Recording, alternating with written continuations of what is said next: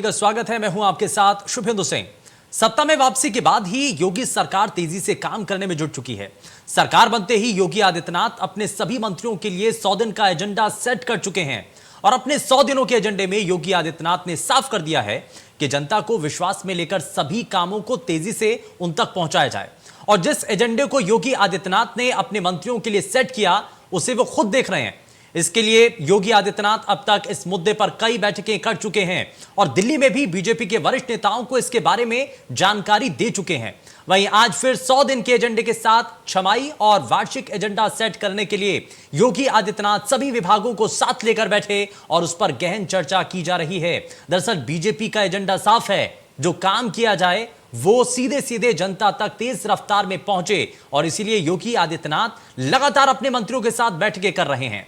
योगी सरकार के 100 दिनों के एजेंडे को देखें तो इतना साफ है कि बीजेपी तेज गति से यूपी में काम कर 2024 के लिए रास्ता आसान करना चाहती है। लेकिन ये जो तैयारियां हैं ये 2024 के लिए कितनी ज्यादा और मुकम्मल होती हुई नजर आ रही हैं या कितने और कदम आगे बढ़ने की जरूरत है, क्योंकि प्राथमिकता के साथ ये स्पष्ट कर दिया गया है। 100 दिन का एजेंडा इस बात से तय होता है कि जो भी बड़ा काम होगा, जो भी जनता के सरकार से जुड़े हुए जिन मसलों को लोगों के बीच तक लेकर के जाया जाएगा, उन विषयों को लोगों की जानकारी में लाना बड़ा जरूरी है।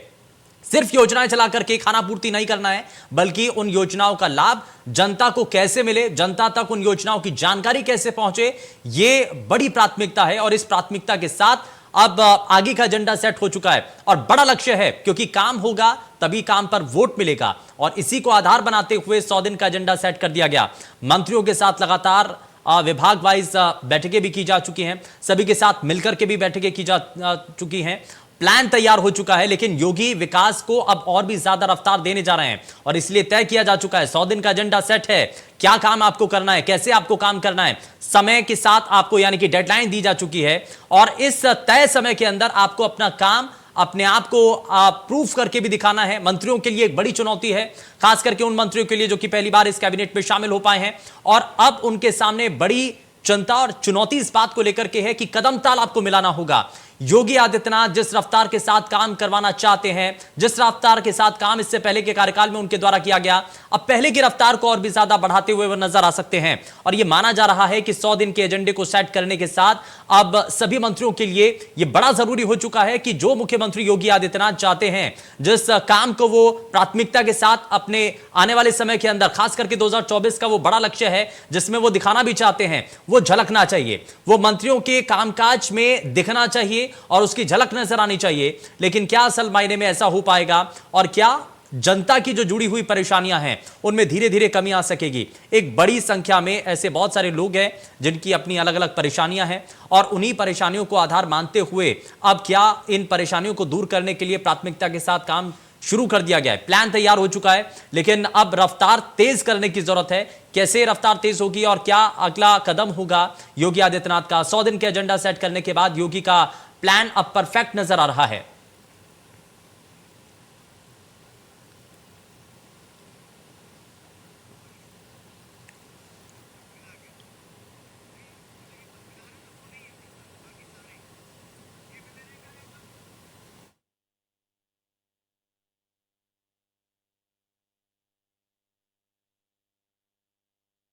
जरा जल्दी से आपको बताएं कि एक बड़ा और खास पैनल हमारे साथ कार्यक्रम में जुड़ने जा रहा है, आपको उनसे मिलवाएंगे। और सवाल यहां पर यही है कि 100 दिनों का जो एजेंडा है, क्या उसमें काम है और क्या बड़े प्रोजेक्ट जो कि आने वाले समय के अंदर सरकार के द्वारा लाए जा सकते हैं, क्या उस पर रणनीति होगी, जरा समझ लेते हैं। एक खास पैनल हमारे साथ कार्यक्रम में जुड़ चुका है, भारतीय जनता पार्टी से नेता कात्यायनी चतुर्वेदी हमारे साथ कार्यक्रम में जुड़ चुके हैं। कात्यायनी जी बहुत स्वागत है। और पीएसपीएल से हमारे साथ प्रवक्ता दीपक मिश्रा कार्यक्रम में जुड़ चुके हैं। दीपक जी बहुत स्वागत है। कांग्रेस पार्टी से प्रवक्ता मलिक जावेद अंसारी हमारे साथ कार्यक्रम में है, सर बहुत स्वागत है। और राजनीतिक विश्लेषक संजय राणा जी हमारे साथ कार्यक्रम में जुड़ चुके हैं। संजय जी बहुत स्वागत है आपका कार्यक्रम में। लेकिन शुरुआत यहां पर कात्यायनी चतुर्वेदी जी, ये बड़ा सवाल बना हुआ है, 100 दिन का एजेंडा सेट किया जा चुका है, लेकिन इस एजेंडे को सेट करने के साथ मंत्रियों की कदमताल बड़ी जरूरी है। मुख्यमंत्री जिस रफ्तार के साथ आगे बढ़ना चाहते हैं, मंत्रियों को भी उसी रफ्तार के साथ आगे बढ़ना पड़ेगा। चुनौती उन मंत्रियों के लिए भी ज्यादा है जो कि पहली बार कैबिनेट का हिस्सा बने हैं। मैं ऐसे देखती हूँ कि ये एक बड़ा सराहनीय कदम है और जब आप किसी को टारगेट दे देते हैं तो मुझे लगता है कि वो उस काम को करना और आसान हो जाता है। तो 100 दिन का जो टारगेट दिया गया माननीय मुख्यमंत्री जी की तरफ से, उससे जो मंत्रियों का एक पैनल है, एक जो मंत्रिमंडल है, वो उसको दुरुस्त ढंग से अंजाम तक पहुंचा पाएगा। और जिस उद्देश्य से ये सरकार बनी है, जनता ने जिस भरोसे के साथ चुना है, उस भरोसे को कायम करने का काम मंत्रिमंडल द्वारा किया जाएगा। और कुछ बिंदु हैं जो मुझे लगता है कि साफ तौर पर योगी सरकार ने ये तय किया है कि हमको जनता के बीच में लेके जाना है। भ्रष्टाचार को कतई बर्दाश्त ना करना उसमें एक शामिल है, पारदर्शिता को बरकरार रखना, जो राज्य सरकार का खर्च है, सरकारी खर्च है, उस सरकारी खर्च को कह सकते हैं कि उसका दुरुपयोग ना हो। और एक मास्टर प्लान जो बन के तैयार हो रहा है, उस मास्टर प्लान के तहत मुझे लगता है आने वाला जो 100 दिन का एजेंडा बनाया है माननीय मुख्यमंत्री योगी आदित्यनाथ ने, उनकी सरकार ने, वो मुकम्मल रूप लेगा। 100 दिनों के बाद आप सबके सामने रिपोर्ट भी होगी और जनता ने जिस भरोसे के साथ सरकार को चुना है, वो भरोसा भी कायम रहेगा। लेकिन इस एजेंडे में प्राथमिकता क्या है? हम अब 2.0 की आगे शुरुआत देखते हुए नजर आ रहे हैं, लेकिन इसमें रफ्तार बहुत तेज है। क्या सबसे पहले कोशिश होगी? क्या बड़ा बदलाव लाने की तैयारी है? बड़ा बदलाव लाने की तैयारी प्रदेश में मुख्य रूप से है कि स्वास्थ्य, शिक्षा, इंफ्रास्ट्रक्चर, गांव, गरीब, किसान के हित को ध्यान में रखते हुए, क्योंकि जिन लोगों ने वोट दिया है उन्होंने इसी आशा के साथ मुख्यमंत्री योगी आदित्यनाथ की सरकार को, भाजपा की सरकार को बनाने के लिए वोट दिया है। और पिछले 5 साल का जो कार्य प्रणाली थी, जो कामकाज था, उसको देखकर एक भरोसा बना लोगों का। और इसमें जो आपने मुख्य तौर पर पूछा है, वो महिलाओं के लिए, नौजवानों के लिए और स्वास्थ्य के क्षेत्र में, शिक्षा के क्षेत्र में, गांव, गरीब, किसान के कल्याण के लिए इंफ्रास्ट्रक्चर पर विशेष ध्यान दिया जाएगा। हाँ, ठीक है। मैं इसमें संजय राणा जी को जरा जल्दी से जोड़ लेता हूं। संजय जी, अब ये बड़ा सवाल बना हुआ है कि 100 दिन का एजेंडा तो सेट है, जो कि भारतीय जनता पार्टी की प्रवक्ता भी मान रही हैं कि रफ्तार बहुत तेज होने वाली है, लेकिन इसमें मंत्रियों की कदमताल बड़ी जरूरी है। और साथ ही साथ इस अब 2.0 की जो सरकार आगे बढ़ी है, क्योंकि 2.0, अब ऐसे में क्या बड़े कदम हैं जो कि इस कार्यकाल के अंदर हम देख सकते हैं, क्योंकि लक्ष्य 2024 का भी है?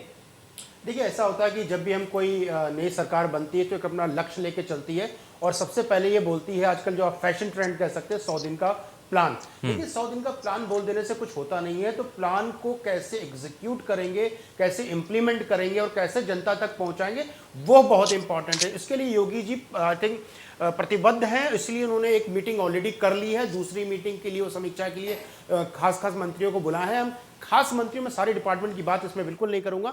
खास मंत्रालय इसमें है जिसमें फोकस होगा अपना, जैसे प्रवक्ता जी ने बोला कि स्वास्थ्य बहुत इंपॉर्टेंट हमारा फैक्टर है उत्तर प्रदेश के लिए। दूसरा, एजुकेशन फैक्टर बहुत इंपॉर्टेंट है। रोजगार की योजनाएं कैसी होंगी, सुरक्षा व्यवस्था कैसी होगी, किसानों के मुद्दे पे कैसे किए जाएंगे, इलेक्ट्रिसिटी पे इन्होंने 300 यूनिट के लिए फ्री देने की बात की, उसको कैसे मैनेज किया जाएगा, ये सब चीज का खाका तैयार करना बहुत जरूरी होता है गवर्नमेंट के लिए। और खाका तैयार करने से नहीं होता, एक आपको ऑब्जेक्टिव लेना पड़ेगा कि ये मेरा ये ऑब्जेक्टिव है, इसको इतने दिन में हम पूरा करेंगे, तो उसको मॉनिटर करना बहुत जरूरी होता है। तो ये मॉनिटरिंग चल रही है कि भाई हमने जो पिछले आई थिंक 15 दिन 10 दिन पहले हमने इस पर चर्चा की थी कि 10 दिन पहले अगर कुछ प्लान बनाया था, 10 दिन में हम कहां पहुंचे हैं। तो अभी प्रेजेंटेशन बाकी है, किसी भी मंत्रालय ने प्रेजेंटेशन नहीं दिया था, तो हो सकता है इसमें प्रेजेंटेशन हो। प्रेजेंटेशन में वो अपने 100 दिन का प्लान रखेंगे, फिर हो सकता है 1 साल का प्लान रखें, हो सकता है फिर 1.5 साल का प्लान रखें। तो स्टेप बाय स्टेप करके चीजों को इंप्लीमेंट करेंगे, चीजों को अचीव करेंगे। देखिए, एक तो हो गया चीजों को अचीव करना, लेकिन जो वादे जो जनता से इन्होंने किए हैं वो 2024 के पहले इनको पूरे भी करने होंगे। पिछले टेन्योर में आपने देखा इनको सिर्फ 3 साल काम करने का मौका मिला था, 2 साल तो हाथ से निकल गए थे। हाँ। तो ये समझ लीजिए 4 साल का काम इनको 2 साल में करना है। तो ये डबल, जैसे 2.0 आपने बोला है, तो हो सकता है 2.0 मल्टीप्लाई बाय 2 के हिसाब से रेस से चलेंगे, तभी काम पूरा कर पाएंगे। हाँ, यानी कि इसलिए चुनौती बहुत बड़ी है, और इसलिए क्योंकि समय बहुत कम बचा है। 2024 का लक्ष्य, मैं शुरुआत में इस बात का जिक्र कर रहा हूं, लेकिन इसमें कांग्रेस पार्टी के प्रवक्ता भी हमारे साथ कार्यक्रम में है, मलिक जावेद अंसारी जी। अब सवाल तो यह है कि सरकार कोशिश कर रही है कि तेजी के साथ लोगों को फायदा पहुंचाया जा सके, ऐसी योजनाएं तय की जा सके, बनाई जा सके, अलग अलग क्षेत्रों को इसमें जोड़ा जा सके जिससे जनता को फायदा मिले। अब इसमें रफ्तार के साथ काम होगा तो प्रदेश की जनता के लिए खुशहाली वाली बात है, लेकिन इसमें विपक्ष के तौर पर आप भी कुछ इसमें जोड़ना चाहते हैं कि इस क्षेत्र के अंदर कुछ बदलाव हो पाए? 100% हम ये चाहते हैं, यहाँ के जो विकास हो, लोगों को सुख सुविधाएं मिले। उन्होंने कहा, कात्यायनी जी ने, कि हम खर्चे कम करेंगे, सरकार के जो एक्स्ट्रा खर्चे होते हैं। उन्होंने ओथ जिस स्टेडियम में लिए वो कितना बड़ा खर्चा था, उस पर भी उनको ध्यान देना चाहिए। और डबल इंजन की सरकार कह के ये सत्ता में आए थे। पूरी दुनिया में एलपीजी इंडिया में सबसे महंगा बिक रहा है। उसी तरीके से पूरे देश में बिजली जो है, इलेक्ट्रिसिटी पे बात की, इलेक्ट्रिसिटी पूरे देश में सबसे महंगी आज उत्तर प्रदेश में है। और 1 जनवरी से लेकर 15 मार्च तक 20 से ज्यादा लूट हो चुकी है प्रदेश में। हर जिले में हत्याएं हो रही हैं। तो अपराध पहले से बद से बदतर होता जा रहा है। जो योगी 2.0 सरकार है, इसमें अपराध जो है, क्राइम जो है, वो निरंतर बढ़ता जा रहा है। और उन्होंने कहा शिक्षा को लेकर, मैं इनसे पूछना चाहूंगा, क्या ये बता सकती हैं पिछले जो बजट था पिछले साल का, उसमें शिक्षा पे कितना खर्च किया गया और कितना हेल्थ पे खर्च किया गया? हेल्थ में हमने अपने सिस्टम को कोलैप्स होते हुए देखा है कोरोना में। किस तरीके से हमारे लोगों को रेमडेसिविर इंजेक्शन नहीं मिला, किस तरीके से ऑक्सीजन नहीं मिली, किस तरह से बेड नहीं मिले, और किस तरीके से अंतिम संस्कार के लिए लकड़ी तक नहीं मिली। तो वो उनका उद्देश्य केवल चुनाव जीतना होता है। और वो हो सकता है, आपकी बात से मैं सुवेंदु जी सहमत हूं कि वो 2024 की तैयारी कर रहे हैं। उनका मकसद जनता को राहत देना नहीं है, केवल चुनाव जीतना है। वो एक ईंट लगा के पूरा मेडिकल कॉलेज दिखा देते हैं कि वो मेडिकल कॉलेज उन्होंने बना दिया है। वो एक ईंट लगा के दिखा देते हैं 1 किलोमीटर की सड़क बन गई है। लेकिन वो सच्चाई जो है, आज भी वही मुद्दे हैं जो इलेक्शन से पहले हम उठा रहे थे। 12 लाख उत्तर प्रदेश में पद खाली पड़े हैं। कात्यानी जी से मैं पूछना चाहूंगा, वो कब भरोगे? आप भर दीजिए, युवाएं आपको दुआएं देगा, हम भी आपको दुआएं देंगे। क्योंकि हमारा मकसद यही है, जो उत्तर प्रदेश के युवा हैं उनको रोजगार मिले। क्योंकि रोजगार जो पिछले 3 सालों में डबल इंजन की सरकार ने जितने छीने हैं, उसका 10% भी रोजगार का सृजन नहीं कर पाए। हाँ, लेकिन बड़ा सवाल तो ये है ना सर, आपने भी जोड़ दिया इसमें कि 2024 को लेकर के लक्ष्य तय किया जा रहा है, लेकिन जनता तो भरोसा तभी करेगी जब काम उनके लिए किया जाएगा। जनता तो भरोसा तभी करेगी और वोट तभी करेगी जब उनको ये महसूस होगा कि असल मायने में उनके लिए कुछ काम हुआ है। दीपक मिश्रा, क्या आपको वाकई में लग रहा है कि आने वाले समय के अंदर सरकार जिस रफ्तार के साथ काम करने के लिए एक्शन प्लान तैयार कर रही है, क्या वो असल मायने में कारगर साबित होगा? और उसमें एजेंडा क्या होना चाहिए? प्राथमिकता के साथ कौन से बड़े काम हैं जो कि किए जाने चाहिए? मैं जवाब लूंगा आपसे, लेकिन इस बीच हमारे साथ वरिष्ठ पत्रकार डॉक्टर सुनील कौशिक भी कार्यक्रम में जुड़ चुके हैं। सुनील जी, बहुत स्वागत है आपका कार्यक्रम में। दीपक जी, अपनी बात रखिए। देखिए, सबसे पहले जो उत्तर प्रदेश की अर्थव्यवस्था जो दिनों दिन कमज़ोर हो चुकी है, उसे कैसे सशक्त किया जाए। 5,11,000 करोड़ का कर्ज उत्तर प्रदेश पर है। पूरी मतलब हमारी पूरी जो इकोनॉमी है उसका लगभग 12 से लेकर 13% तो सिर्फ ब्याज चुकाने में जा रहा है। एक बात। दूसरी बात, प्रतिवर्ष 1,819 रुपये के करीब कर्ज प्रति व्यक्ति बढ़ रहा है। वो कैसे कम हुआ? उसके लिए कात्यानी जी ने जो सलाह दिया है कि फालतू खर्च, जिसको पंडित दीनदयाल जी मितव्ययता कहते थे, तो मितव्ययता के आधार पर सरकार को चलाना होगा। दूसरी सबसे बड़ी बात यह है कि अब सरकार जो बनी है, अब उसको चाहिए कि अपना जो भी एजेंडा है, राजनीतिक एजेंडा है, सांस्कृतिक एजेंडा है, उसके साथ साथ मूलभूत समस्याओं से, जो राष्ट्रीय समस्याएं हैं, उनसे दो चार हो। बेरोजगारी, बढ़ती आर्थिक विषमता। दिल्ली और उत्तर प्रदेश में सिर्फ एक सड़क का अंतर है। मान लीजिए अंतर 6 गज का होगा, लेकिन दोनों के प्रति व्यक्ति आय में 5 गुना अंतर है। 5 गुना, 65,000 के करीब प्रति व्यक्ति आय चालू कीमतों पर उत्तर प्रदेश की है, और 1,49,000 प्रति व्यक्ति आय दिल्ली, नहीं माफ़ कीजिएगा, ये तो भारत की है। दिल्ली की तो 4 लाख से ज़्यादा है। तो मात्र एक सड़क पे इतना अंतर। और जब तक आप उत्तर प्रदेश की अर्थव्यवस्था को समावेशी तरीके से, जो डॉक्टर लोहिया का समाजवाद था, उस तरीके से, अगर सांस्कृतिक रूप में कहा जाए तो दीनदयाल के एकात्म मानव दर्शन के तरीके से नहीं विकसित करेंगे, तो हो सकता हो कि कुछ शहर विकसित हो जाएं, हो सकता हो नोएडा मुंबई को पीछे कर दे, हो सकता हो कि लखनऊ बंगलौर को पीछे कर दे, लेकिन जो गांव है, करसौली, मालटारी, भदाव, ऐसे गांव विकास क्रम में पीछे छूट जाएंगे और आर्थिक विषमता को हमें करना होगा। हाँ। और इस बार योगी जी ने जिस तरीके के संकेत दिए हैं, मैं उससे मतलब मुतमईन तो हूँ। लग रहा है मुख्यमंत्री कुछ काम करना चाह रहे हैं। हाँ। लेकिन मुख्यमंत्री को भ्रष्टाचार पे अस्थायी रूप से अंकुश लगाना होगा। हाँ। लगभग मुझे लगता है कि उत्तर प्रदेश में 600 आईएएस होंगे, इनमें से कितनों ने अपनी आय सरकार को जमा की है, और नहीं जमा की है तो उनके विरुद्ध सरकार क्या कार्रवाई कर रही है।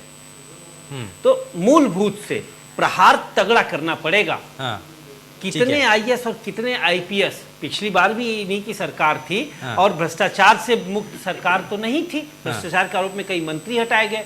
तो अधिकारियों के विरुद्ध कितने एफआईआर हुए और वो जेल के पीछे हैं। और एक चीज और बता दें मान्यवर, आईएएस और आईपीएस कानून के दायरे में आते हैं। संविधान की धारा 311 के तहत उन्हें पद मुक्त भी किया जा सकता है। कितने आईएएस आईपीएस पद मुक्त हुए? बड़े भ्रष्टाचार बिना आईएएस के सहमति या सहभागिता के संभव नहीं है। हाँ, ठीक ये है। मैं डॉक्टर अपने सुनील कौशिक जी, राजनीतिक और डॉक्टर सुनील सार्वजनिक कौशिक जी, जीवन उसके के बाद मैं संजय अनुभव राणा के जी आपके आधार पास पे कह आऊंगा रहा हूं। और जवाब तो कात्यायनी जी से भी लेना है। कई सवाल हो गए हैं, लेकिन जरा सुनील कौशिक जी, अब ये आने वाले समय की जो स्ट्रैटेजी है, सिर्फ इसको 2024 से जोड़ करके देखें या फिर माना जाए कि असल मायने में आप पहले जिस रफ्तार में, क्योंकि इससे पहले का जो टर्म रहा उसमें मुख्यमंत्री के द्वारा कहा भी जाता रहा कि हमारा बहुत समय जो है वो कोरोना प्रबंधन के लिए निकल गया या कोरोना से जूझते हुए निकल गया, और असल मायने में जो हम प्रदेश के लिए करना चाह रहे थे उसमें कुछ हद तक हमारी कोशिशें, हम जो चाहते थे वो पूरी नहीं हो पाई।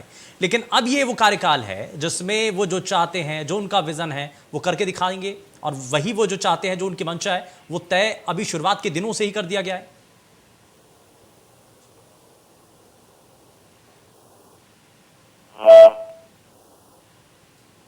ये समावेश है कि जो भी बदलाव आ रहा है, कह रहे हैं वही एक कारण मुझे दिखता है।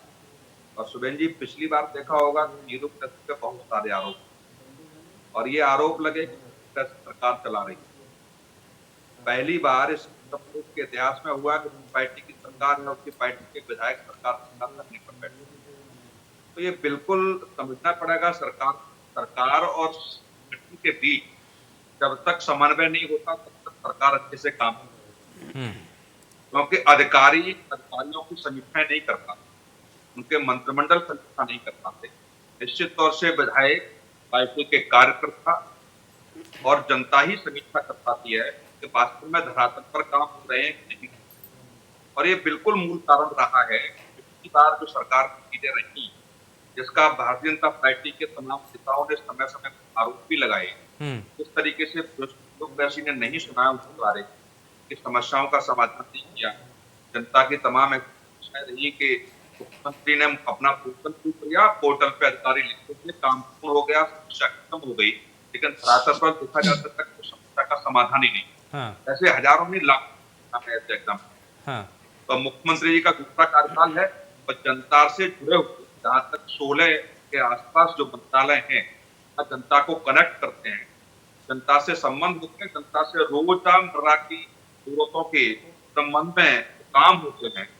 ऐसे कामों पर मुख्यमंत्री स्वयं संज्ञान लेकर के और एक टारगेट का प्रयास कराएंगे तो लगता है कि 2024 के लिए थोड़ा सा अच्छे से जाएगी। लोकसभा के चुनाव में वरीयता दी जाएगी। तो 2022 के सीटें कम हुई, समाजवादी पार्टी का प्रतिशत बढ़ा, तमाम ऐसी सीटें थी जब वोट प्रतिशत कम के अंतर से जीती बीजेपी। ये बिल्कुल सवाल तो खड़ा होता है कि जनता कुछ परसेंट नहीं, ठीक है, कार्यकर्ताओं के साथ, ठीक है, कार्यकाल जा रहा है, का टारगेट मंत्री ने रखा है, अच्छी बात है, लेकिन बिल्कुल ईमानदारी से होना। जो दीपक मिश्रा जी कह रहे थे, बिल्कुल मामला का जायज था। थोड़ा सा मैं चेंज करूंगा कि इनके विधायकों ने विधानसभा में जो सवाल उठाया होगा, सरकार को घेरा, तो तमाम आईएएस आईपीएस अपनी जानकारी नहीं दे रहे हैं, और फर्क पड़ता। टीवी चैनल पे बोलना, जनता को फायदा दिखाना एक अलग बात है, लेकिन संवैधानिक रूप से तैयार हमारे देश में है, उस ढांचे के तहत आप विधानसभा में ये सारी चीजें करते, मुख्यमंत्री को मजबूर करते इसको करने के लिए, तो मुझे लगता है इसका फर्क पड़ता। केवल मीडिया का काम ही नहीं है सारे मुद्दे उठाते रहे, विपक्ष को देते रहे।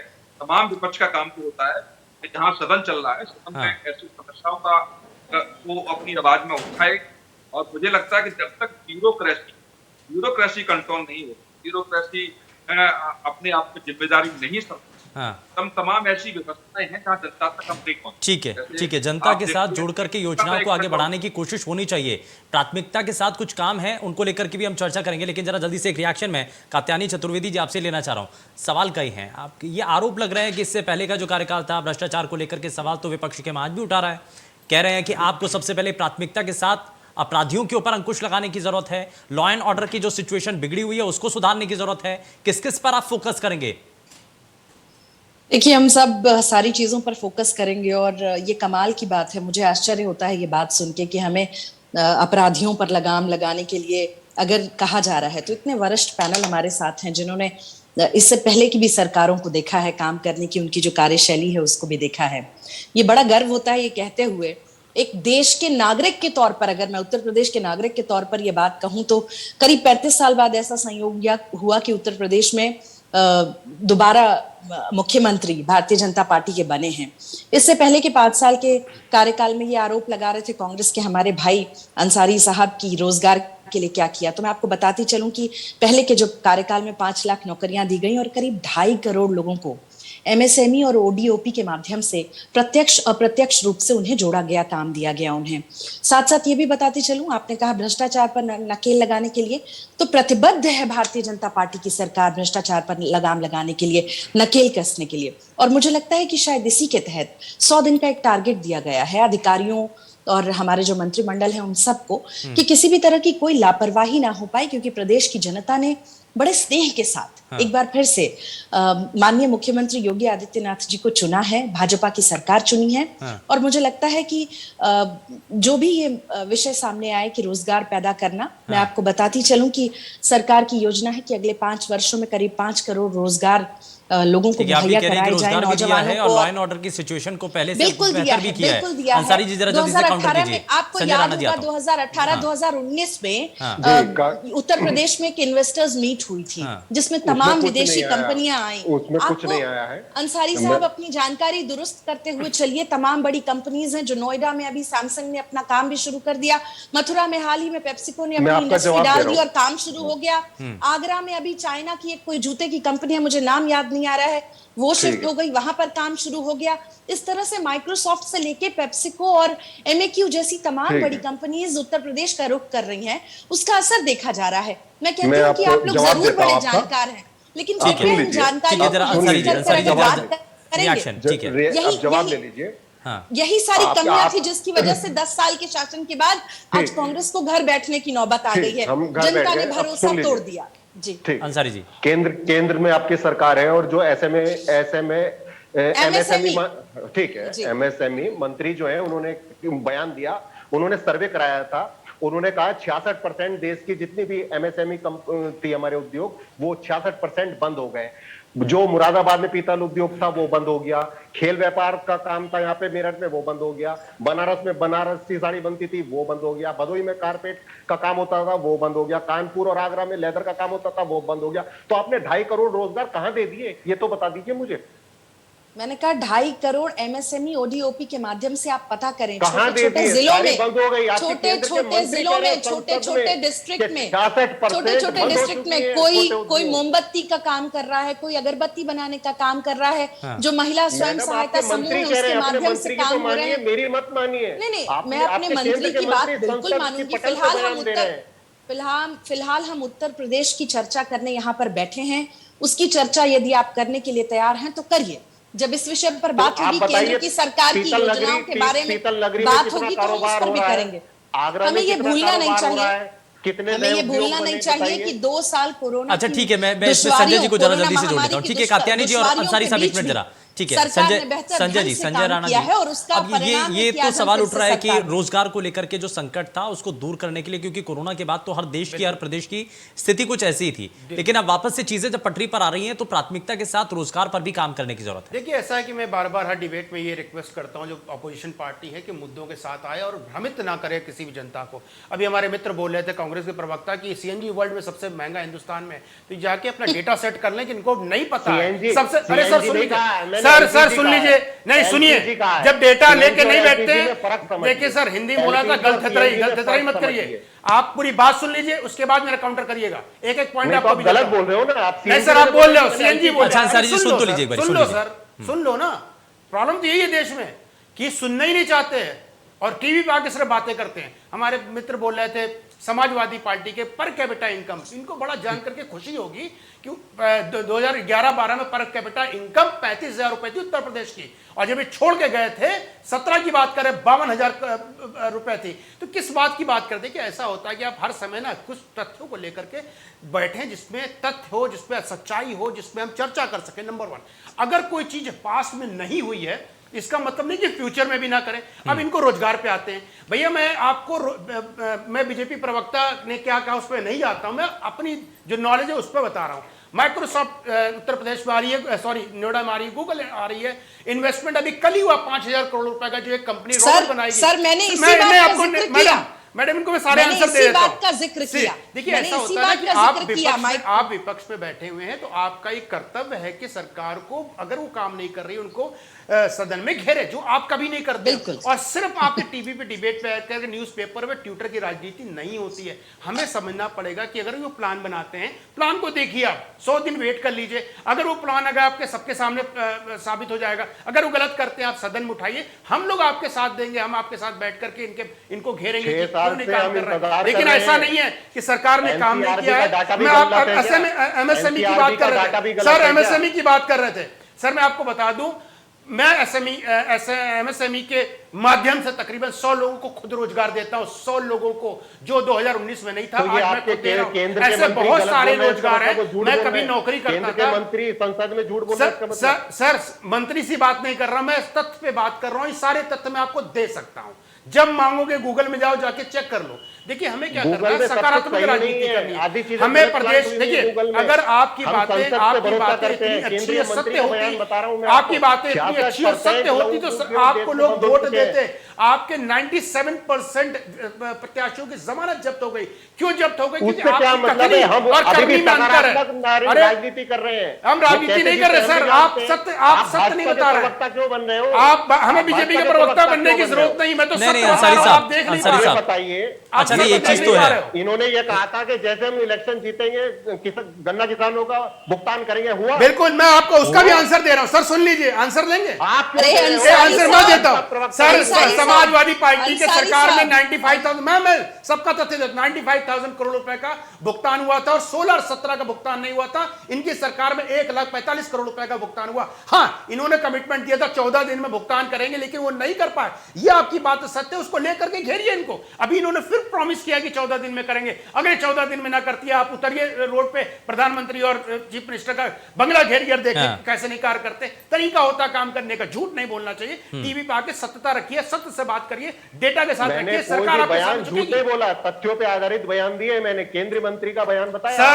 सर मैं नहीं जानता केंद्रीय मंत्री ने क्या दिया क्या नहीं दिया। मैं जो बता रहा हूं जो चीज आज के दिन में हो रही है, हम नोएडा में रहते हैं सर, ये नोएडा में सब कंपनियां आ रही। कल ही एक कंपनी आई, 5,000 करोड़ का इन्वेस्टमेंट हो रहा है, इसमें रोबोट बनाएंगे। मतलब अब उस रोबोट का क्या होगा आई डोंट नो, बट बनाएंगे, उससे रोजगार तो किसी न किसी को मिलेगा ना। मान्यवर, ठीक है, इसमें दीपक जी को जरा जल्दी से जोड़ लेता हूं। दीपक मिश्रा जी, अब शुरुआत में एक बड़ी अच्छी बात यहां पर सामने आई है कि 100 दिन का सबसे पहले आप काम देख तो लीजिए। आप कह रहे हैं कि ऐसा नहीं, पिछला जो कार्यकाल था वो ऐसा था, उसमें चीजें बेहतर नहीं हो पाई। अब जो कार्यकाल की शुरुआत हो चुकी है उसमें काम तो देख लीजिए। जो डेडलाइन दी गई है, लेकिन ऐसे पहले कभी कोई डेडलाइन नहीं दी जाती थी, लेकिन डेडलाइन के साथ अगर काम करने की अगर इच्छा सरकार ने जताई है तो उसको क्यों ना एक बार देख लिया जाए।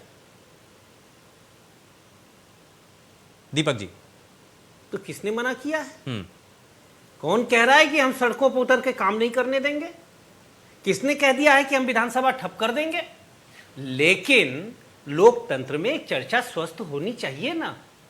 अब जैसे अभी हमारे एक विद्वान साथी ने, शायद राजनीतिक विश्लेषण थे, सामने टीवी है नहीं, मैं नहीं देख पाया, ने एक बात कही, अच्छी बातें कही। सवाल यह है, हमारे कांग्रेस के साथी ने तथ्यपूर्वक आईना दिखाया, हम आईना दिखाने का भी काम नहीं करेंगे। और आईना दिखाने का काम तो हर नागरिक को संविधान ने दिया है। यह तो नीति निर्देशक तत्वों में लोक कर्तव्य है हमारा कि हम मुद्दों की बात करें, सिद्धांतों की बात करें, उनके समसामयिक मूर्तन की बात करें, और हमें करना चाहिए। लेकिन बीजेपी के नेता तो ये कह रहे हैं कि आप तो तथ्यों को नकार देते हैं, जो काम हुआ आप उसको बना कर रहे हैं। न, ऐसा है। देखिए, अब भारतीय जनता पार्टी की जो विदुषी प्रवक्ता हैं, अच्छा बोलती हैं, अच्छा सोचती हैं, अगर वो यह बात कह रही हैं तो वह तो दीनदयाल उपाध्याय जी की ही अवमानना कर रही हैं। बिल्कुल नहीं, सबकी बात सुननी चाहिए। मैं बड़े जिम्मेदारी पूर्वक की बात कह रहा हूँ। अब जैसे मैंने एक आंकड़ा दी प्रति व्यक्ति आय की, मैं पत्रिका दर्पण पढ़ रहा था, उसमें एनएसएसओ की तरफ से ये आंकड़े थे, वर्तमान आंकड़े थे। मैंने ये आपके माध्यम से पूरी जनता को बता दिया। गलत हूँ या सही हूँ ये एनएसएसओ जाने और हमारे विद्वान साथी जाने। मैंने एक पढ़ी अभी लेटेस्ट पत्रिका दर्पण में, और वो मैंने बता दिया। अब मैं देखूंगा एनएसएसओ का आंकड़ा क्या है, लेकिन एनएसएसओ गलत आंकड़े नहीं जारी करता। दूसरा, अब आइए सबसे संवेदनशील बात शिक्षा और दूसरा चिकित्सा। कोई शक नहीं है, वो आंकड़े बिल्कुल सही आपने दिए हैं, वो आज के आंकड़े हैं, लेकिन हमें पुराने आंकड़े भी तो मान्यवर देख लेना चाहिए था ना। तो हमें सकारात्मक जाना पड़ेगा। हम आपकी बात से सहमत हैं कि सरकार ठीक है, पुराने भी देखना चाहिए, हमें 1951 का भी देखना चाहिए, हमें 1947 का भी देखना चाहिए। इतना भी पुराना नहीं और आप पैदा ना हुए। देखिए, मैं सुन रहा था, अब मैं बोल रहा हूं तो ये सॉरी, आप नहीं बोलिए। रहे हैं। ठीक है, अच्छा बोलिए सर। पता नहीं हम राजनीतिज्ञों की बीमारियां बुद्धिजीवियों को कब से लग गई। नहीं सर, हम चुप है। सही मेरी डेटा आवाज जा रखिए, रही हम है? चुप हाँ बिल्कुल, दीपक जी आप अपनी बात रखिए। मुझे नहीं सुनाई दे रहा। चलिए, लग रहा है कुछ टेक्निकल इशू आ गया है। मैं जरा, ठीक है, इसमें जरा कात्यायनी जी बड़ा जल्दी से मैं इसमें जोड़ रहा हूँ आपको। अब वाजिब से सवाल है, अब आगे जो पहले का कामकाज था उससे आगे बढ़कर के आपको काम करने की जरूरत है। शिक्षा के क्षेत्र में बड़ा सुधार करने की जरूरत है, स्कूलों के अंदर व्यवस्थाएं बेहतर करने की जरूरत है, रोजगार नए सृजित करने की जरूरत है। रोजगार के नए माध्यम कैसे सृजित किए जाएंगे, क्या इसको लेकर के भी रोड मैप है? क्या इसको लेकर के भी मुख्यमंत्री ने अपने मंत्रियों के साथ बातचीत की है क्या?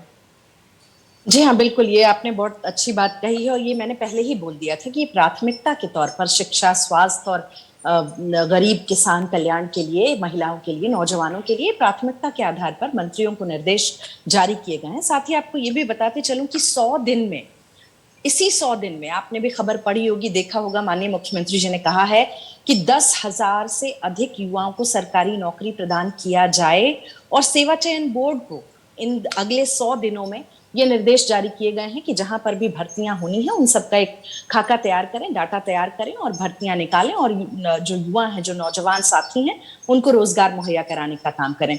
अभी साथ में हमारे दीपक जी ने कहा कि कात्यायनी जी जो हैं वो तथ्यों को समझ नहीं रही हैं। दीनदयाल जी ने क्या कुछ कहा था, दीनदयाल जी का नाम लिया इसलिए मैं साथ साथ कहना चाहूंगी कि देखिए, भारतीय जनता पार्टी, दीनदयाल उपाध्याय जी, श्यामा प्रसाद मुखर्जी, इन लोगों के ही, जो इन लोगों ने एक अवधारणा रखी थी, जो एक इनकी बात थी, उसको लेकर ही आगे बढ़ रही है और निरंतर इसी दिशा में काम कर रही है। आप सरकार के पिछले भी कार्यकाल को देख लें, 2 साल जो कोरोना की दुश्वारियों का दौर था, किस तरह से एक एक नेता किस तरह लोगों के पास तक पहुंचा, और मुझे लगता है कि उसी का ये असर है कि एक बार फिर से उत्तर प्रदेश की जनता ने ये मौका दिया योगी सरकार को। घर घर में वो पहुंच बनी, एक एक चूल्हे तक, चौके तक, एक एक महिला तक सरकार की पहुंच थी और उसी का नतीजा है कि एक बार फिर से उत्तर प्रदेश में भारतीय जनता पार्टी ने, और इसके साथ जिम्मेदारियां भी बड़ी हो गई। सरकार इस बात को लेकर प्रतिबद्ध है, लगातार इसको लेकर कार्य योजनाएं बनाई जा रही हैं, समयबद्ध तरीके से किस तरह लोगों को जो योजनाएं हैं उनका लाभ पहुंचे, इसके लिए लगातार मंत्रिमंडल को निर्देश दिए जा रहे हैं। आपने देखा होगा हाल ही में प्रधानमंत्री जी से भी उप मुख्यमंत्री, मुख्यमंत्री महोदय की मुलाकात हुई और प्रधानमंत्री जी ने पूरा जो खाका है उत्तर प्रदेश में किस तरह से कार्य योजना को क्रियान्वयन किया जाएगा उनका, इसकी पूरी रिपोर्ट उन्होंने भी ली, उनको भी दिया गया। यानी एक बात साफ है कि ये जैसे एक मुखिया को जिस तरह होना चाहिए, माननीय प्रधानमंत्री जी, दिल्ली से जो धारा चलती है योजनाओं की, जो विकास की धारा बहती है, वो उत्तर प्रदेश में पहुंच रही है। डबल इंजन की सरकार का फायदा उत्तर प्रदेश की जनता को लगातार मिल रहा है और ये कहते हुए हर्ष होता है कि आज जनता भी इस काम से, उत्तर प्रदेश सरकार की, भाजपा की सरकार से, कामकाज से इतनी खासा प्रभावित है, खुश है कि उसने एक बार फिर से एमएलसी चुनाव में भी साथ देकर दिखा दिया है कि किस तरह भारतीय जनता पार्टी ने जो कहा वो किया और कर लगातार दिखा रहे हैं। सुनील कौशिक जी, अब बड़ा सवाल तो ये भी है कि लाभार्थी वर्ग जो कि इस चुनाव के अंदर बहुत हद तक साथ देता है सरकार का, जाति धर्म सभी बंधनों से मुक्त होकर के वो एक तरफा आकर के साथ खड़ा हो जाता है, तो इसीलिए कोशिश ये भी है कि लाभार्थी वर्ग जो कि साथ देता है चुनाव के अंदर वो बना रहे, वो जुड़ा रहे बीजेपी के साथ, ऐसे ही आगे तक वो साथ खड़ा रहे। ये भी कोशिश है। ये कौन सा राजनीतिक दल बताएगा कि इतने साल बाद भी उत्तर प्रदेश में 15 से 16 करोड़ लोग ऐसे हैं जो राशन पर जीवित हैं? जिम्मेदारी कौन लेगा? क्या भाजपा की सरकार पहले नहीं रही, सपा की सरकार नहीं रही, कांग्रेस की सरकार नहीं रही? इतनी बड़ी संख्या में यदि लोग उत्तर प्रदेश में मौजूद हैं जहां केवल राशन पर निर्भर है, तो ये समीक्षा तो करनी पड़ेगी। दूसरी बात, जो लाभार्थी की बात है, लाभार्थी के संदर्भ में कहा जाए तो मेरा जहां तक मानना है कि कोरोना काल के बीच में कितने लोग बेरोजगार हो गए, कितने लोगों का उद्योग चौपट हो गया, कितने लोग इस परिस्थितियों से गुजर रहे हैं। मुझे लगता है कि सरकार को पहली मीटिंग में उसकी समीक्षा करनी चाहिए थी कि हम प्रदेश को तभी पटरी पर ला सकते हैं कि जो चीजें टूट गई हैं, जो लोग धरातल से पीछे चले गए हैं, उनको हम समावेश करके आगे कैसे लेके आ पाए। अभी आप देखिए 2 दिन पहले स्कूलों की 10% फीस बढ़ गई। क्या सरकार ने नहीं सोचा कि रोजगार बढ़ाए क्या लोगों की आमदनी बढ़ी है क्या? ऐसी परिस्थिति में जहां महंगाई की मार हो, उस स्थिति में आपने 10% फीस को बढ़ा दिया और सरकार आराम से कह सकती थी 1 साल के लिए और रोक सकती। दूसरी बात, बिजली के बिल की बात हुई, तो सरकार से चुनाव से पहले की घोषणा थी कि हम आधे बिल करेंगे, तब तो सरकार भी बन गई, महीना भर भी हो गया। क्या वो चुनाव से पहले की घोषणा जो लागू करने की गई थी, क्या वो अभी हुई? नहीं हुई। 4 दिन पहले सुप्रीम कोर्ट ने टिप्पणी की इस देश को लेकर आ रहे हैं चुनाव में जो योजनाएं, जो घोषणाएं करती हैं, क्या उनके पास एक रोड मैप होता है क्या वो रोड मैप के साथ बता सकेंगे क्या सरकार कितना खर्चा पड़ेगा, वो कहां से लेके आएंगे? आज उत्तर प्रदेश में आप देखिए 7 लाख करोड़ का कर्ज है, कहां से आप लेके आएंगे, कहां से आप करेंगे? तो ये सारी स्थिति लगता है कि योगी जी इस बात कहेंगे कि हमें प्रदेश आगे तभी ले जा सकते हैं जब इस प्रदेश का एक एक नागरिक हमारे साथ कदम से कदम मिला के चलेगा। और आज कोरोना काल के बाद देश की बहुत स्थिति खराब है, तो उस स्थिति को समझ के प्रदेश सरकार समीक्षा करती मैं बनेगा आगे। कम से कम जो टूट गए हैं तो पटरी पे कैसे लाया जाए। ठीक है, ये एक बड़ी चुनौती है। बिल्कुल, तो इससे पहले के कार्यकाल में भी बड़ा संकट था, लेकिन अब जब वापस से सरकार में आए हैं, जनता ने जब बड़ा साथ दिया है, कात्यानी जी भी कह रही हैं कि जितना बड़ा समर्थन मिला है उतनी बड़ी ये जिम्मेदारी हो चुकी है, तो अब ये बड़ी जिम्मेदारी को निभाया कैसे जाएगा। मैं जरा अंसारी जी आपको जोड़ूंगा, लेकिन उससे पहले जरा संजय राणा जी कुछ कहना चाहते हैं। डॉक्टर साहब की बात से सहमत हूं। मैं 1-2-3 मुद्दे यहाँ पे रखना चाहता हूँ जो बहुत इंपॉर्टेंट है। जैसे जब भी बात होती है लाभार्थी, देखिए लाभार्थी जब हमारा कोरोना काल था तो एक समस्या थी, एक पैंडेमिक था, उसमें आपने हेल्प की, बहुत अच्छी बात है। लेकिन आप इसी को अगर कंटिन्यू करेंगे तो ये तो एक तरह से फ्री की राशन बांटना है, जो हमें नहीं लगता कि अच्छा काम है और सरकार को ऐसा कंटिन्यू करना चाहिए। सरकार को देखिए 15 करोड़ जनता को मतलब लाभार्थी है लगभग जिनको राशन दे रही है। अरे भैया, हमें सरकार को ये सोचना चाहिए कि जॉब क्रिएशन कैसे होगा, इनको रोजगार हम कैसे प्रोवाइड करेंगे, कम से कम अपना पालन पोषण कर सकें, उस पे तरफ इनको ध्यान देना बहुत जरूरी है। जैसे भी डॉक्टर साहब ने भी एक बहुत अच्छी बात बोली कि 300 यूनिट फ्री करने की अगर बात कही तो अभी तक उस पर एक्शन नहीं हुआ है, जो त्वरित होना चाहिए, तो हम कहते हैं पहले दिन ही होना चाहिए। तीसरा जो बहुत महत्वपूर्ण मुद्दा मुझे इसलिए लगता है कि जब हम विदेशों से पढ़ के आते हैं, जो अपने देश में आते हैं, तो अपनी पढ़ाई का जो इंफ्रास्ट्रक्चर है, पढ़ाई का जो तरीका है, उसको देख के बड़ा ही दुख होता है, क्योंकि हम प्रैक्टिकल नहीं है। हम क्या थ्योरिकल चीजें बहुत पढ़ते से, इंजीनियरिंग ले लीजिए, डॉक्टरी को नहीं मानेंगे, इंजीनियरिंग ले लीजिए, बाकी कितनी भी स्टडीज ले लीजिए, उसमें बहुत थ्योरिटिकल होता है। अपना जो होता है ना, जॉब क्रिएशन से लेकर के हमारा इंटरेस्ट किसमें है, वोकेशनल कोर्स होने चाहिए, बहुत सारे वोकेशनल कोर्स होने, जिसमें मान लीजिए मेरा MA BA करने का मन नहीं, लेकिन मेरा क्लास 10 के बाद हो सकता है मैं पंचर की दुकान बनाना चाहता हूं, तो मेरे कोर्स हो जिसमें अच्छी दुकान कर सके, मेरा फल का व्यापार कर सके, किसानियत कर सके। तो ये सब चीज का एजुकेशन सिस्टम अपना थोड़ा सा बदलाव की जरूरत है। ये बहुत देर हो चुका है, हमें तुरंत गवर्नमेंट को कार्य करना चाहिए। और सबसे महत्वपूर्ण बात है, रोजगार पे ध्यान देना चाहिए। पहला तो मैं मानता हूं इस पे देना चाहिए, स्वास्थ्य सेकेंडरी है, लेकिन पहला रोजगार है, जिसपे 15 करोड़ लोगों को आप खाना दे रहे हो, लेकिन 15 करोड़ रुपए को खाना कब तक दोगे? एक लिमिट है। हमारे नॉलेज के हिसाब से डॉक्टर साहब करेक्ट कर सकते हैं, हमारे लगता है कि हो सकता है 2024 तक ये ऐसे ही चलता रहे, जो देश के हित में नहीं है, प्रदेश के हित में नहीं है। ठीक है, यानी कि अगर चुनावों के एजेंडे को साधना चाहते हैं तो 2024 तक चल सकता है, लेकिन उससे पहले आपको इस बारे में विचार करने की जरूरत है। अंसारी जी को जरा जल्दी से जोड़ देता हूं, उसके बाद कात्यानी जी आता हूं आपके पास। अंसारी जी, अब क्या प्राथमिकता के साथ हमें एजुकेशन सिस्टम को और खास करके हमें रोजगार देना, ये हमारी प्राथमिकता होनी चाहिए? 100 दिन के एजेंडे में सरकार का ये बड़ा रोड मैप होना चाहिए इस पर। देखिए, सबसे पहले रोजगार, जो अभी वरिष्ठ साथी बोल रहे थे, मैं उनकी बात से पूरी तरह सहमत हूं कि रोजगार सबसे प्राइमरी होना चाहिए इस सरकार का काम। और कात्यानी जी ने कहा कि हमने चूल्हा तक का रिश्ता जोड़ा है, तो हाँ, चूल्हे में तो आपने आग जलने कहाँ दी है, 950 का सिलेंडर बिक रहा है। और इन्होंने ये भी कहा कि केंद्र से जिस तरह की योजनाएं आती हैं हम स्टेट में लागू करेंगे। अभी पिछले हफ्ते जो बड़े बड़े अधिकारी थे, मोदी जी को उन्होंने बताया कि जिस तरीके से हमारी राज्य सरकारें काम कर रही हैं उस तरीके से हमारा देश कुछ सालों में श्रीलंका बन जाएगा। तो ज्यादातर अधिकतर राज्यों में तो भाजपा की सरकार है और इन्होंने 2.5 करोड़ तक की रोजगार की बात कर दी। और इस बजट में जो निर्मला जी ने पेश किया था, उन्होंने कहा अगले 5 साल में केवल 60 लाख हम रोजगार सृजन करेंगे, नौकरियां पैदा करेंगे, और ये 2.5 करोड़ यूपी में दे रही हैं। तो इनके तथ्यों में बहुत फर्क होता है और करनी में भी फर्क है और कसनी में भी फर्क है।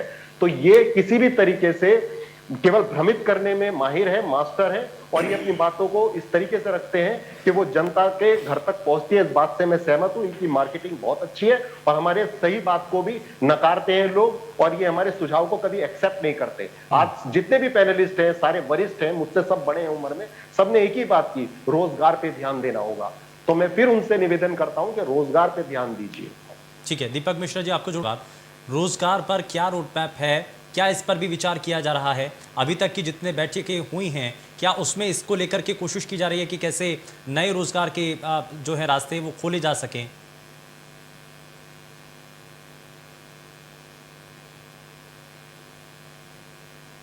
कात्यायनी जी, आपकी आवाज नहीं मिल रही है, अनम्यूट कर लीजिए। जी, मैं कांग्रेस को ये जवाब देते हुए आगे बढ़ूं कि वो दिन हवा हुए जब पसीना गुलाब हुआ करता था। अब जनता के बीच में उतरकर काम करने की बारी है, और इसी का नतीजा, मैं बार बार ये बात कहते हुए आगे बढ़ती हूँ कि इसी का नतीजा उत्तर प्रदेश में दोबारा और केंद्र में भी किस तरह से मोदी सरकार चुनकर जनता ने दिखा दिया है।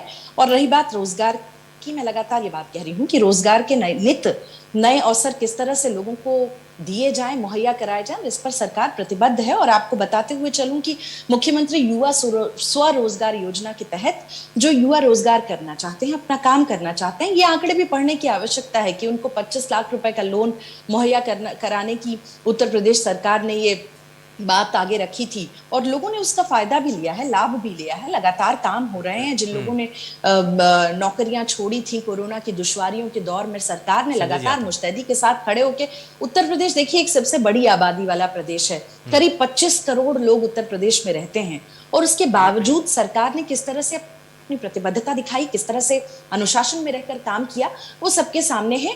और मैं बार बार कहते हुए आगे बढ़ रही हूँ, मैं रोड मैप देखिए 100 दिन का तो तैयार है खाका। मैंने अभी आपको कहा कि किस तरह से 100 दिनों का एजेंडा बनाकर मुख्यमंत्री महोदय ने अपने मंत्रिमंडल को ये कहा है, और साथ ही सेवा चयन बोर्ड को ये निर्देश दिए हैं कि अगले 100 दिनों में 10,000 रोजगार तुरंत मुहैया कराए जाएं युवाओं को। आने दीजिए ना 100 दिन, देखिए तो सही। आपने तो अपनी सरकार में न जाने क्या किया। अब आरोप लगाते हैं, पहले धैर्य, वो कहते हैं ना धीरे धीरे रे मना, थोड़ा आहिस्ता आहिस्ता देखिए ना कैसे काम चल रहा है। इन 5 सालों में भी जनता ने देखा है। आपसे ज्यादा समझदार तो जनता है, जिसने समझा कि सरकार ने किस तरह से उनका साथ दिया, साथ खड़ी रही। ठीक है, संजय राणा, संजय जी को जरा जल्दी से जोड़ना, उसके बाद दीपक जी आपके पास आता हूँ। मैं सिर्फ, ठीक है संजय राणा जी, मैं सिर्फ 30 सेकंड तैयार नहीं है। 30 सेकंड लूंगा। मेरी बहन कत्यानी जी शायद इसका बुरा ना माने। देखिए ऐसा है कि जो भी रोजगार की योजनाएं होते हैं, एमएसएमई हो या चाहे जो भी आपने रोजगार बताया, 25 लाख का लोन है, 30 लाख का लोन, ऐसा कोई लोन मिलता उलता नहीं है और आदमी के जीवन बीत जाते हैं लोन लेने में। तो ये बात सत्य का मान लीजिए, ये रोजगार डेवलपमेंट करने का तरीका नहीं है। स्टार्टअप इंडिया चालू किया था, स्टार्टअप इंडिया में जो भी सक्सेसफुल हुए हैं वो अपने बल पे हो, चाहे मैं उसमें खुद भी हूं या कोई भी हो, वो अपने बल पे हो, सरकार का उसमें कोई ज्यादा योगदान, हाँ नो डाउट उन्होंने एक प्रोत्साहित किया है। आपको इंडस्ट्री को लाना पड़ेगा, आपको इन्वेस्टमेंट लाना पड़ेगा, आपको ये देखना पड़ेगा कहां पे इंडस्ट्री डाल सके। नहीं कत्यानी जी, आप देखिए, मानिए आज के दिन में देखिए, मैं बीजेपी की सरकार की हमेशा तारीफ करता हूं, मैं तारीफ करता हूं, लेकिन कुछ चीजों में वो बिल्कुल कहीं ना कहीं फेल हो गए, फेल है। नहीं आंकड़े तो मैम मेरे पास भी बहुत बताते हुए चलती हूँ, मैं आपको बता, एक 10 सेकंड और दे दीजिए, 10 सेकंड दे। अच्छा कात्यायनी जी एक बार सुन लीजिए, उसके बाद आराम से बोलिएगा। जी बोला आंकड़े, देखिए ऐसा है कि प्रदेश में रोजगार के लिए कोई भी प्लान नहीं है। मैं आपको आज डिबेट में बोलना, हम आपसे 6 महीने बाद डिस्कस करेंगे। आपके पास कोई रोड मैप नहीं है, क्योंकि रोड मैप ऐसे नहीं बनता। रोड मैप में इंडस्ट्री वाइज आपको टारगेट करना पड़ता है, उस इंडस्ट्री को इन्वाइट करना पड़ता है, जिसके लिए आपको ऐसा इंडस्ट्रियलिस्ट यानी जो भी नेता, जो भी लीडर बनेगा, जिसको लीड करता है बहुत ही वो होना चाहिए, तेजस्वी होना चाहिए, नॉलेजेबल होना चाहिए और थोड़ा सा उसका बैकग्राउंड डिफरेंट होना चाहिए, तब वो इन्वेस्टमेंट आता है। आपको ये जानने की बहुत जरूरी है। आप जो बोल रही हैं लोन, रोजगार योजना, चाहे पीएम रोजगार योजना, देखिए इससे रोजगार नहीं मिलता।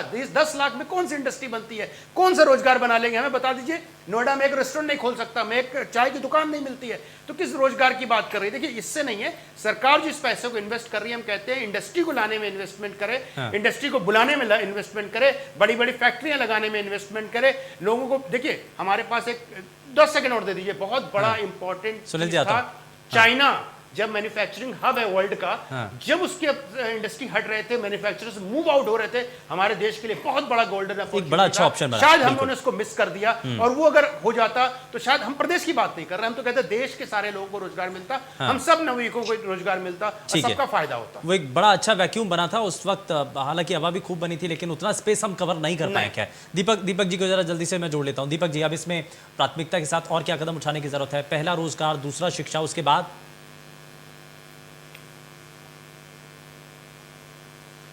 भ्रष्टाचार पर प्रभावी अंकुश, जो एक संस्थागत हो जाए। अब जैसे हम ही लोग हैं, मतलब मैं इसके लिए किसी दल या किसी उसकी बात नहीं कर रहा हूं, हम ही लोग हैं, सरकारी रेलवे स्टेशन पे जाते हैं और अगर पान खाया है तो थूकने में हिचकते नहीं हैं। हम ही जब मॉल वगैरह में जाते हैं या एयरपोर्ट वगैरह पे जाते हैं तो नहीं थूकते हैं।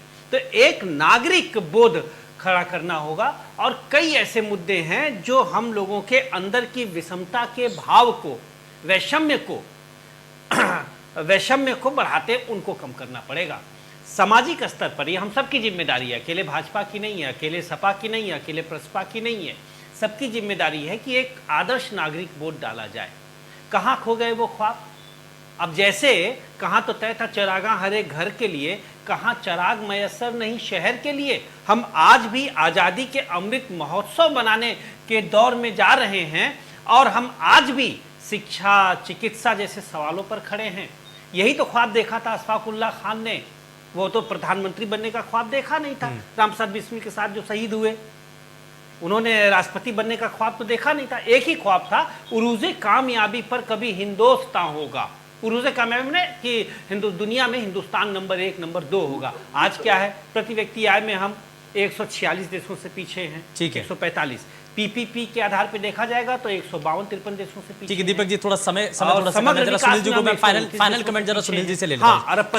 सुनील कौशिक जी, अब क्या इसमें आगे जो जिस प्राथमिकता के साथ काम करने की जरूरत है उसमें अभी तक लिस्ट तैयार नहीं हो पाई है, या 100 दिन का समय अभी फिलहाल तो देना चाहिए, उसके बाद एक बार ये आकलन करेंगे, असेसमेंट करेंगे कितना कदम आगे बढ़े? जल्दी से कमेंट। देखो ये सब चीजें तो मुझे लगता है बात की चीजें। सबसे पहले तो आप शासन को दुरुस्त करना है। चीफ सेक्रेटरी की नियुक्ति बरकरार रहेगी कि यही रहेंगे? चीफ सेक्रेटरी के विचार मुख्यमंत्री से मिल रहे हैं कि नहीं मिल रहे हैं? प्रमुख सचिवों की नियुक्ति कब होगी? अब 100 दिन तो बहुत दूर रहेंगे, पहले 1 हफ्ते का तो टारगेट पूरा कर लें। अभी चीफ सेक्रेटरी को बदला नहीं आपने, प्रमुख सचिव बदले नहीं विभागों के, स्टाफ अभी आपने मंत्रियों को दिया नहीं, और आप 100 दिन का टारगेट पूरा कर। सबसे पहले दूसरा बात, पहले मुख्यमंत्री कहते हैं 30,000 को रोजगार देंगे, फिर आता है 30 दिन 10,000 को रोजगार देंगे। अरे 2,40,000 लोग अपनी नौकरी के लिए लड़ रहे हैं, हाई कोर्ट से जीत गए, फर्स्ट बेंच से जीत गए, डबल से जीत गए, सुप्रीम कोर्ट में पहुंच गए, सरकार तैयार नहीं है। संविदा कर्मी, चलिए, यानी कि लड़ाई बहुत बड़ी है। समय थोड़ा सा कम है सर, बहुत शुक्रिया, माफी के साथ रुकना चाह रहा हूँ। बहुत शुक्रिया सभी खास मेहमानों का कार्यक्रम में शामिल होने के लिए। लेकिन बड़ा सवाल ये है कि 100 दिन का टारगेट तो तय कर दिया गया, लेकिन 100 दिन के टारगेट को पूरा करने के लिए कितना ज़्यादा काम करना होगा, कितनी तेज़ी के साथ, रफ्तार के साथ काम करने की ज़रूरत है, क्या मंत्री मुख्यमंत्री की कदम ताल के साथ मिला पाएंगे और इसी स्पीड के साथ काम कर पाएंगे, ये देखना बेहद दिलचस्प होगा। पेशकश में फिलहाल के लिए बस उतना ही। नमस्कार।